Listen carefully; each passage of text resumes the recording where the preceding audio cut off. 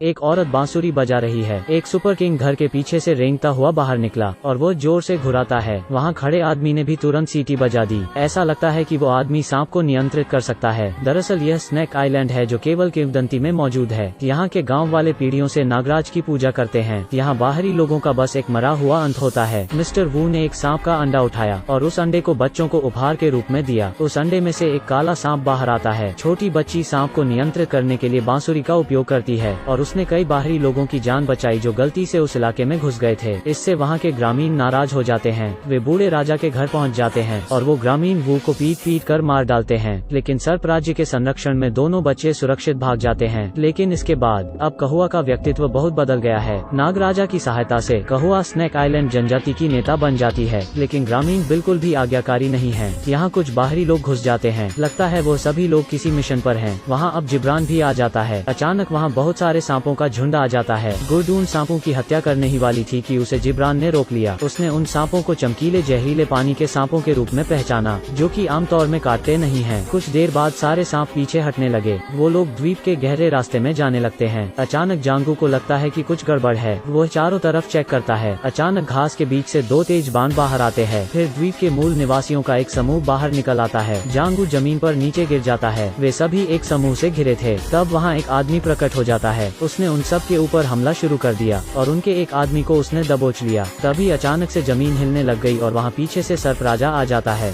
मूल निवासी उस सांप को देखकर भाग जाते हैं। सांप उस आदमी पर हमला कर देता है। जिब्रान और उसके साथी आसपास ही छुपे हुए थे। तभी वो आदमी एक गन लेकर सांप पर गोलियां बरसा देता है और वो सर्प राजा का ध्यान भटका देता है। सारे लोग इस अवसर का फायदा उठाते हैं। तभी जांगू और उसके साथी अपनी जान बचकर भागने लगते हैं। वे सब एकांत में जाते हैं। तभी कहुआ को शक होता है कि वहाँ पर कोई आया था। कहुआ एक नदी में नहा रही होती है। उसकी सुंदरता से मंत्रमुग्ध होकर एक आदमी ने अपनी आंखें चौड़ी कर ली और इसको रिकॉर्ड करने के लिए कैमरा उठाया। लेकिन वो कहती है कि खूबसूरती नाराज नहीं होती। उस सुंदर महिला ने उसे अपनी तरफ प्यार से बुलाया। ये सब देखकर वो आदमी और भी उत्तेजित हो जाता है। वो आदमी जल्दी से कपड़े उतारकर कहुआ के तरफ दौड़ पड़ा। वो कहता है कि न्यूक्लिक एसिड परीक्षण में वो उसकी मदद कर सकता है। लेकिन अचानक उसे दर्द होने लगता है। उसे एक जहरीले सांप ने काट लिया। उसका एक साथी उसकी मदद करने के लिए भाग कर आता है। लेकिन शायद जहर का असर गहरा हो गया है। उसके निरीक्षण के बाद एरी बताती है कि केवल एक सौंफ कमल इस जहर को डिटॉक्सिफाई कर सकता है। वो आगे कहती है कि महल के 8 मकबरों के बगल में केवल एक ही रास्ता है जहाँ तक रस्सियों के सहारे पहुँचा जा सकता है। वो सब लोग अपने टूल्स और गियर एकत्रित करना शुरू करते हैं और अगले दिन की प्रतीक्षा करते हैं। लेकिन बाहर जाते ही एरी को कहुआ ने ब्लॉक कर दिया। वो कहती कि यही लोग उनके पिता की मौत के लिए जिम्मेदार हैं और कोई भी व्यक्ति नेक दिल नहीं है। अगले दिन सभी लोग एरी के बताए गए रास्ते पर चले जाते हैं। वो लोग जांगू को बाहर पहरा देने के लिए छोड़ देते हैं। लेकिन जांगू पर एक मूल निवासी हमला कर देता है। वो रस्सी को काटना शुरू कर देता है लेकिन उसे एक लोहे के अचानक से आते हुए चाकू ने रोक लिया। तभी उनकी एक साथी को कहुआ ने बंदी बना लिया और उसे सांप को खाना खिलाने की कोशिश में बाहर खंबे से बंधा दिया। तभी वहाँ एरी आ जाती है और एक विशालकाय सांप भी आ जाता है। सभी साथियों की जान इससे खतरे में आ जाती है। वो विशालकाय सांप उनको खाने के लिए आगे बढ़ ही रहा होता है कि जिब्रान समय पर आ जाता है। जिब्रान उस सांप का ध्यान भटकाता है लेकिन वह सांप उस पर हमला कर देता है। इससे जिब्रान के सर में चोट लग जाती है। इससे बाकी साथियों की जान फिर से खतरे में आ जाती है। सांप राजा ने भोजन जोड़ने का फैसला किया लेकिन अचानक उसके फन पर एक आदमी आके बैठ जाता है। उसने सांप पर अपना पैर रख दिया। अब समझ आता है कि वह सांप तो उसका पालतू निकला। उसने अपना हुड उतार दिया और अपनी बाहों में से एक लॉकेट निकाला। वो आदमी उनमें से एक लड़की का पिता निकला। 10 साल पहले वो स्नेक आइलैंड में एक मिशन के लिए आया था। उनकी मूल निवासियों से हाथापाई हो जाती है और विषैले सांप भी उन पर हमला करते हैं। सर्प राजा ने उसके सभी साथियों को मार दिया था। 1 दर्जन लोगों की टीम की मौत हो गई और वो अकेला बच गया।